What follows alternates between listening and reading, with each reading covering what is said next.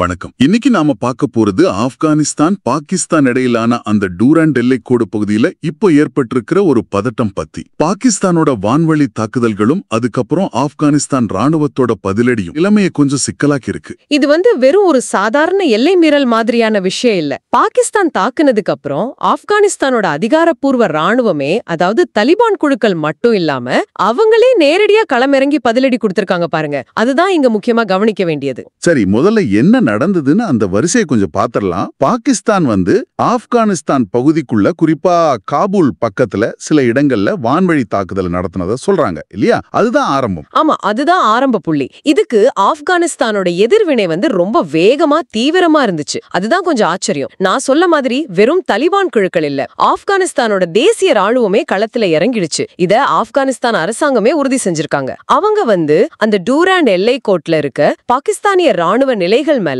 கொஞ்சம் கனரக ஆயுதங்களை வச்சு தாக்குதல் நடத்தினாங்க. தாக்குதல் எவ்வளவு தீவிரமா இருந்துச்சு? உயிரிழப்புகள் பத்தி என்ன தகவல் இருக்கு? ஒரு 12-15 பாகிஸ்தானிய வீரர்கள் வரைக்கும் கொல்லப்பட்டிருக்கலாம்னு சொல்றாங்க. பாகிஸ்தான் தரப்பு தகவல்கள் கூட கிட்டத்தட்ட 15 பேர் வரை உயிரிழப்பு இருக்கலாம் அப்படிங்கறதே ஏத்துக்கிற மாதிரி தான் தெரியுது. இது ஒரு குறிப்பிடத்தக்க இழப்பு தான். ஆப்கானிஸ்தானோட அந்த ராணுவ வளங்கள், அவங்களோட சக்தி, இதெல்லாம் ஒப்பிடும்போது இது நிச்சயமா கவனிக்க வேண்டியது. அதுதான் இங்க ரொம்ப ஆச்சரியமான விஷயம். பாருங்க, ஆப்கானிஸ்தான் கிட்ட முறையான விமானப்படை இல்ல, பெரிய ஏவுகணை பாதுகாப்பு அமைப்புகள் அதெல்லாம் இல்ல. மக்கள் தொகை கூட பாகிஸ்தானோட ஒப்பிட்டா ரொம்ப கம்மி. ஆப்கானிஸ்தான்ல ஒரு 4 கோடி பேர்னா பாகிஸ்தான்ல 22 கோடிக்கு மேல. இவ்ளோ ஏற்றத்தாழ்வு இருந்தும் அவங்க தலைநகர் பக்கத்துல நடந்த தாக்குதலை சும்மா விடாம உடனே இப்படி ஒரு தரைவடி தாக்குதல் நடத்தினது, அது அவங்களோட ஒரு துணிச்சலை காட்டுது. ராணுவ பலம் கம்மியா இருக்கலாம், ஆனா எங்க இறையாண்மை மேல கை வச்சா பொறுத்துக்க மாட்டோம் அப்படிங்கிற ஒரு செய்தியை ரொம்ப அழுத்தமா சொல்லியிருக்காங்க. பாகிஸ்தான் ராணுவத்துக்கு இது கண்டிப்பா ஒரு எதிர்பாராத ஒண்ணா இருந்திருக்கும்.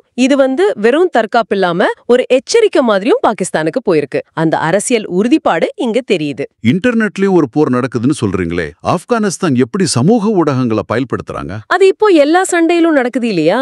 ஆப்கானிஸ்தான் தரப்பு குறிப்பா ட்விட்டர் மாதிரி தளங்களை ரொம்ப வேகமா யூஸ் பண்றாங்க. பாகிஸ்தான் விமானத்தை சுட்டு வீழ்த்திட்டோன்னு சொல்ற வீடியோஸ், அப்புறம் கொல்லப்பட்ட பாகிஸ்தானிய வீரர்களோட உடல்களை ஆப்கான் வீரர்கள் எடுத்துட்டு போற மாதிரி காட்சிகள், இந்த மாதிரி நிறைய விஷயங்களை வேகமா பரப்புறாங்க. இது மூலமா பாகிஸ்தானுக்கு பெரிய இழப்பு, நாங்க ஜெயிச்சிட்டோம் அப்படிங்கிற மாதிரி ஒரு பிம்பத்தை உருவாக்க பாக்குறாங்க. இந்த வீடியோஸ் பலது சுயாதீனமா யாரும் உறுதிப்படுத்தல.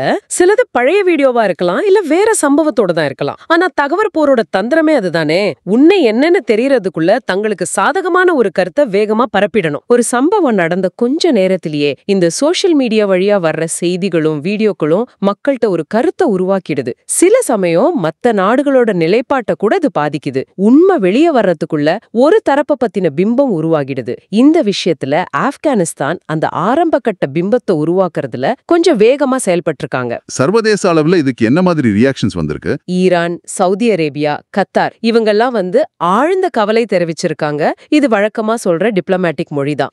எந்த நாடும் ஆப்கானிஸ்தானோட தாக்குதலை வெளிப்படையா கண்டிக்கல. அதே மாதிரி பாகிஸ்தானுக்கு ஆதரவாவும் யாரும் அறிக்கை விடல. இதுதான் கொஞ்சம் யோசிக்க வைக்குது. சவுதி அரேபியாவுக்கும் பாகிஸ்தானுக்கும் நடுவுல சமீபத்துல ஒரு பாதுகாப்பு ஒப்பந்தம் கையெழுத்தாச்சுன்னு தகவல் இருக்கு. அந்த ஒப்பந்தப்படி ஒருத்தர் மேல தாக்குதல் நடந்தா அது 2 பேர் மேலே நடந்த தாக்குதலா கருதப்படும் சொல்லிருக்காங்களே. அதுதான் இந்த பாயிண்ட இன்னும் முக்கியமாக்குது. நீங்க சொல்ற அந்த சவுதி பாகிஸ்தான் பாதுகாப்பு ஒப்பந்தம் வெறும் காகித அளவுல தானா அப்படிங்கிற கேள்விய இந்த நிலைப்பாடு எழுப்புது. ஒப்பந்தப்படி பார்த்தா பாகிஸ்தான் மேல நடந்த தாக்குதலுக்கு சவுதி எதிர்வினை ஆற்றி இருக்கணும். அட்லீஸ்ட் ஆப்கானிஸ்தானை கண்டிக்கவாவது செஞ்சிருக்கணும். ஆனா அவங்க வெறும் கவலையோட நிறுத்திட்டது பாகிஸ்தானுக்கு உண்மையிலேயே தேவைப்படும் போது இந்த மாதிரி கூட்டணிகள் எவ்வளவு தூரம் நம்பகமானவையா இருக்குன்னு ஒரு சந்தேகத்தை உண்டு பண்ணுது. இன்னும் கொஞ்சம் பெரிய அளவுல பார்த்தா வளைகுடா நாடுகள் பலது பாகிஸ்தான ஒரு மாதிரி செக்யூரிட்டி கேரண்டரா, அதாவது ஒரு பாதுகாவலனா பாக்குறாங்க. கத்தார் கூட அவங்க நாட்டு பாதுகாப்புக்கு பாகிஸ்தான் ராணுவத்தை பயன்படுத்தலாமான்னு பேச்சுவார்த்தை நடத்துறதா சொல்றாங்க.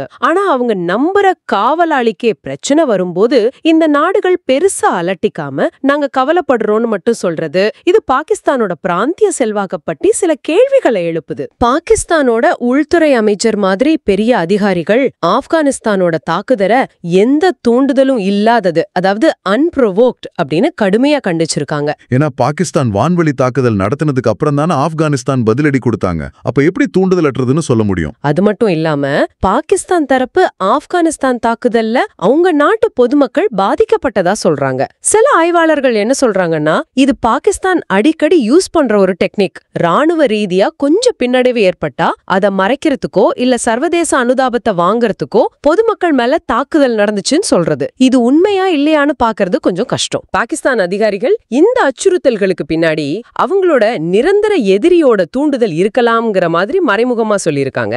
இந்தியாவை சொல்றாங்களா? வெளிப்படையா பேர் சொல்லல, ஆனா சூழல் அததான் குறிக்குதுன்னு நிறைய பேர் நினைக்கிறாங்க. ஆப்கானிஸ்தானுக்கு நாங்க ஒரு பாடம் புகட்டுவோம், இந்தியாவுக்கு காட்டுற மாதிரி, அதுக்கப்புறம் யாரும் பாகிஸ்தான் கிட்ட வரமாட்டாங்க அப்படிங்கிற தோணியில பேசியிருக்காங்க. இது நிலைமையை இன்னும் கொஞ்சம் சிக்கலாக்குது. ஆனா இந்த வார்த்தைகள்லாம் களத்துல எந்த அளவுக்கு எடுபடும்? பாகிஸ்தானோட இப்போதைய புவிசார் அரசியல் நிலைமை எப்படி இருக்கு? பாகிஸ்தான் இப்போ ரொம்ப ஒரு இக்கட்டான நிலைமையில இருக்கு. மேற்குல ஆப்கானிஸ்தானோட இந்த எல்லை பதட்டம் தீவிரமாகுது. கிழக்குல இந்தியாவோட ரொம்ப நாளா பிரச்சனை இருக்கு. இப்படி ரெண்டு பக்கமும் அழுத்தத்துல மாட்டிக்கிற ஒரு சாண்ட்விச் நிலைமை வந்துருமோன்னு ஒரு பயம் பாகிஸ்தான் கிட்ட நல்லாவே இருக்கிற மாதிரி தெரியுது.